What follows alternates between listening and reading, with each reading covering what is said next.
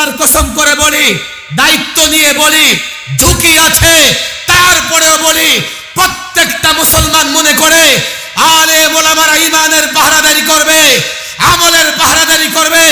আল্লাহর কসম, ঝুঁকি আসবে, বাধা আসবে, এক মুহূর্ত সাধারণ মানুষের ঈমান আমলের পাহারাদারি থেকে দূরে থাকবো না।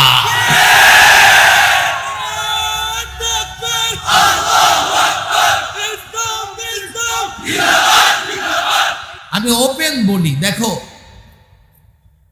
বাংলাদেশে আর আমরা কতজন বন্দী হয়েছি, কতজন আলেমকে আটকানো হয়েছে, কিন্তু ভেতর থেকে যে সংবাদগুলো পেয়েছি আমার কাছে মনে হয়েছে এদেশের আলেম ওলামা ছাত্র জনতা সাধারণ মানুষের নিচে পায়ে মাটি নাই, পায়ের নিচে মাটি নাই। এমন কি আমাদের পক্ষে সামাজিক যোগাযোগ মাধ্যমে স্ট্যাটাস দিবে, মুক্তি চাইবে এমন লোকজনের অভাব পড়ে গেছে। দু চারজন স্ট্যাটাস দিয়েছে প্রথমে, দু চারজন যখন গ্রেফতার হয়েছে ফেসবুকে স্ট্যাটাস দেওয়া বন্ধ। আমাকে একজন বলতেছে প্রশাসনের লোক, হুজুর হাজার হাজার লক্ষ লক্ষ মানুষ যদি একসঙ্গে আপনাদের পক্ষে ফেসবুকে স্ট্যাটাস দিয়ে মুক্তি চায়, আমরা কজনকে ধরব? দু চারজনকে ধরেছি, দেখেন এখন আর আপনাদের মুক্তিও কেউ চায় না। বরং অনেক সেলিব্রিটি আপনাদের অবস্থানকে বিতর্কিত করবার জন্য, আপনাদের এই কর্মসূচিকে বিতর্কিত করবার জন্য নানাভাবে আপনাদের দোষ চর্চা করতেছে, নানান নত জানু হয়ে নানান এমন প্রস্তাবনা দিতেছে যে প্রস্তাবনাগুলো আপনাদের বিরুদ্ধে যাচ্ছে, আপনাদের ময়দান নষ্ট হয়ে যাচ্ছে। এই জায়গায় মৌলিক কিছু কথা আগে এই যুবকদের জানা থাকতে হবে।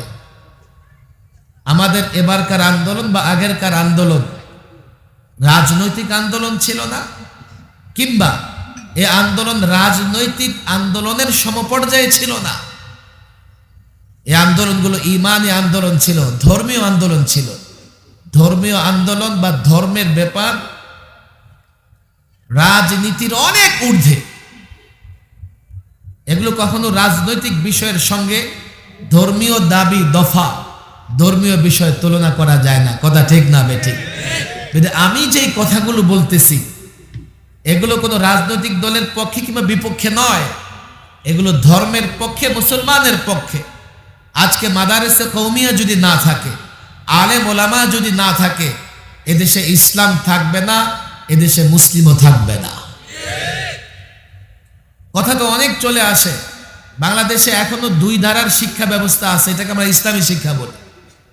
একটা আলিয়া মাদ্রাসা, একটা কওমি মাদ্রাসা, আছে না নাই? মাশাআল্লাহ, সিলেটে তো অনেক আলিয়া মাদ্রাসাও আছে, এবং আলিয়া মাদ্রাসার ছাত্র শিক্ষক অনুসারীদের অনেক খেদমতও আছে।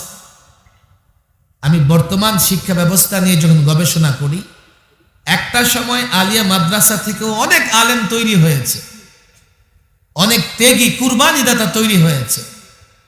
পর্যায়ক্রমে আলিয়া মাদ্রাসার সিলেবাস পরিবর্তন করতে করতে এখন কওমি থেকে এতটা দূরে চলে গেছে আলিয়া মাদ্রাসার সিলেবাস। শুধু দূরে গেছে এমন নয়, ধর্মীয় শিক্ষা সংকুচিত সংকীর্ণ হতে হতে এমন হয়েছে এখন দাখিল পাস করে কোরআনও শুদ্ধ করে পড়তে পারে না। আলিয়া মাদ্রাসার ছাত্ররা আমাদের সন্তান, আমাদের থেকে বিচ্ছিন্ন ওরা কেউ নয়। আমি ওদের পক্ষে, ওদের প্রতিষ্ঠানের পক্ষে সবচাইতে বেশি কথা বলেছি। আমি তাদের শিক্ষকদের জিজ্ঞেস করেছি, এইভাবে আপনাদের সিলেবাস তছনছ করে দিচ্ছে, কথা কেন বলেন না? আমরা সরকারি চাকরি করি, আমাকে উত্তর দেয় হুজুর কথা বলতে পারি না। আজকে এই অবস্থায় নিয়ে আসছে, ওরাই মাতম করতেছে, মাতম। এত কষ্ট করে দাখিল আলেম ফাজেল কামেলের সনদ নিয়েছি আমরা, শেষ পর্যন্ত অনার্সের সনদও পেয়েছে তারা। কিন্তু এখন হবে কি? বলে যে হুজুর আমাদের এখন ফাজেল আর কামেল বন্ধ করে দিতে হবে। ওরাই বলে কেন? হুজুর দাখিল পরীক্ষা দিয়ে 90% কলেজে চলে যায়। যে কজন থাকে আলেম দেওয়ার পরে এগুলো কলেজ ইউনিভার্সিটিতে সব চলে যায়। হ্যাঁ, কেউ কেউ ফাজেলে ভর্তি হয়ে থাকে কিন্তু ক্লাস করে কলেজ ইউনিভার্সিটিতে। ফলে আমি যখন ক্লাসে যাই তো যাওয়ার পরে দেখি হাজিরা খাতায় 200, ক্লাসে আছে 5 জন। এইভাবে একটা সময় কি হবে, ফাজল কামেল বন্ধ হয়ে যাবে। এই শিক্ষা ব্যবস্থা এখন আলেম তৈরি হওয়ার পথকে বন্ধ করে দেওয়া হয়েছে।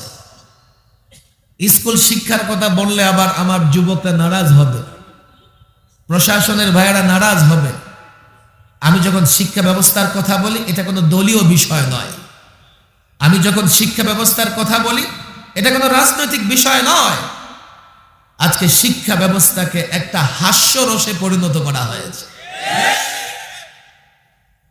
ব্যাঙের নৃত্য শিক্ষা করার জন্য ট্রেনিং এর দরকার নাই। ব্যাঙ একটা ধরে ছেড়ে দেওয়ার পেছনে প্র্যাকটিস করো, নাচতে পারবে। হাঁসের ডাকের জন্য ট্রেনিং দরকার নাই। যার ঘরে হাঁস আছে সকালবেলা হাঁসের পেছনে ছুটো, প্যাক প্যাক প্যাক প্যাক করতে পারে, সমস্যা হবে না। কিছুদিন আগে ওরা ছিল বানরের বাচ্চা, এখন নতুন ভাবে শুরু করছে জাতিকে হাঁসের বাচ্চা বানানোর ষড়যন্ত্র। দলমত নির্বিশেষে কেউ বানরের বাচ্চা হতে চায়নি। যার জন্য আমরা যখন বলেছি ডারউইনের থিওরি চলবে না, এদেশের সব দলের লোকেরা আমাদের সাপোর্ট দিয়েছে। কথা ঠিক না বেঠিক? বানরের চাইতে ব্যাঙের বিষয়টা একটু হালকা। আরে ভাই হালকা কেন? শিক্ষকের একটা মর্যাদা আছে। এই শিক্ষক যদি ক্লাসে গিয়ে ব্যাঙের নৃত্য করে ছাত্রের সামনে সার্কাস হবে, সার্কাস হবে, মর্যাদা থাকবে না। কথা ঠিক না বেঠিক? বলবে হুজুর এই জেনারেল শিক্ষার সিলেবাস নিয়ে আপনারা কথা বলবেন না, আপনাদের এই ম্যান্ডেট নাই, আপনাদের এই অনুমতি নাই। এই জায়গায় আমি একটু জোরে চিৎকার করি, কে বলেছে অনুমতি নাই? আজকে শাহবাগ জামিয়া চলছে সাধারণ মুসলমানদের অনুদানে। কথা ঠিক না বেঠিক? এখন এই সাধারণ মুসলমানের ঈমান আমল হেফাজতের দায়িত্ব এই শাহবাগ জামিয়াকে নিতে হবে। কথা ঠিক না বেঠিক? এদেশের প্রত্যেকটা মুসলমান, ছাত্র জনতা, যুবক, চাকরিজীবী, ব্যবসায়ী, তারা মাদ্রাসায় এই জন্যে অনুদান দেয়, আলেমদেরকে এই জন্যে মহব্বত করে। ব্যবসায়ী মনে করে হাতে সময় নাই, 24 ঘন্টা দোকানদারি করি।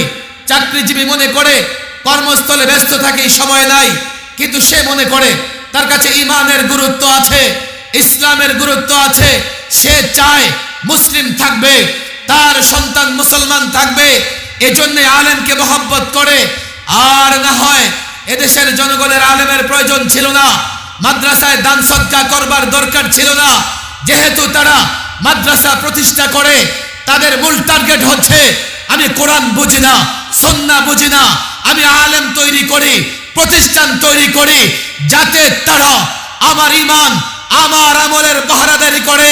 আল্লাহর কসম করে বলি, দায়িত্ব নিয়ে বলি, ঝুঁকি আছে, তারপরেও বলি, প্রত্যেকটা মুসলমান মনে করে আলেম ওলামারা ঈমানের পাহারাদারি করবে, আমলের পাহারাদারি করবে।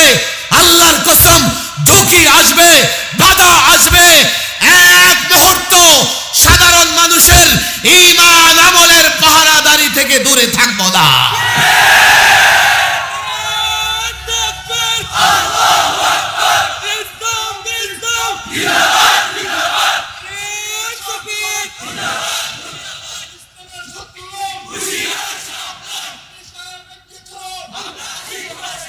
আমরা সাধারণ মানুষের কাছে দায়বদ্ধ। আমরা কোন সরকার, কোন গভর্নমেন্ট, কোন অফিসারের কাছে দায়বদ্ধ না। কথা ঠিক না বেঠিক? বলা হয় যে আপনাদেরকে মনিটরিং করা হবে। আমি বলি আমারে লক্ষ জনতা 24 ঘন্টা মনিটরিং করে। কথা ঠিক না বেঠিক? যেখানে কথা বলি সব দলের লোকজন থাকে। আর আলহামদুলিল্লাহ আলেম হিসেবে যখন এই চেয়ারে বসি, আমরা সব দলের লোকদের কল্যাণকামী হিতাকাঙ্ক্ষী। কথা ঠিক না বেঠিক? বন্দি রেখেছ, কে রেখেছে এটা আমরা কখনো চিন্তা করিনি। দোয়া শুধু করেছি যাতে এদেশের প্রত্যেকটা মানুষের হেদায়েত নসিব হয়। আমরা কল্যাণকামী দেশের জনগণের। ডাক্তারের কাছে যাও, তোমার আত্মীয় ডাক্তার হোক আর তোমার দলীয় কেউ ডাক্তার হোক, তোমাকে পরীক্ষা নিরীক্ষা করে যদি দেখে তোমার ভেতরে সমস্যা, পেটে টিউমার আছে, ডায়াবেটিস আছে, এই খবরদার, ডায়াবেটিস চড়া, বৃষ্টিতে মুখ দিবেন না।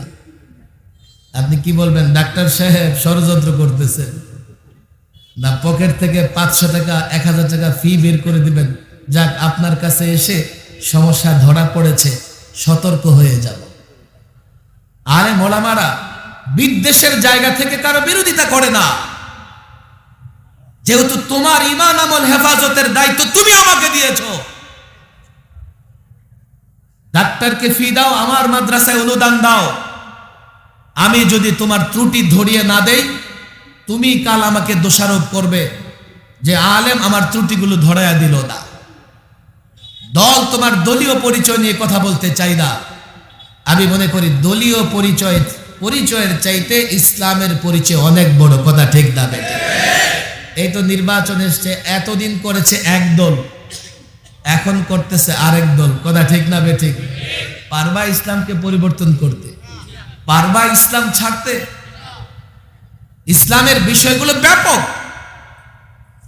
মাদারেসা কওমিয়ার শিক্ষা ব্যবস্থা, ছাত্র ওলামায়ে কেরাম, আমি বিনীতভাবে বলতেছি, আমরা মাদারেসা কওমিয়ার বর্তমান যে শিক্ষা ব্যবস্থা, নেশাব বা সিলেবাস নিয়ে আমার কথা নয়।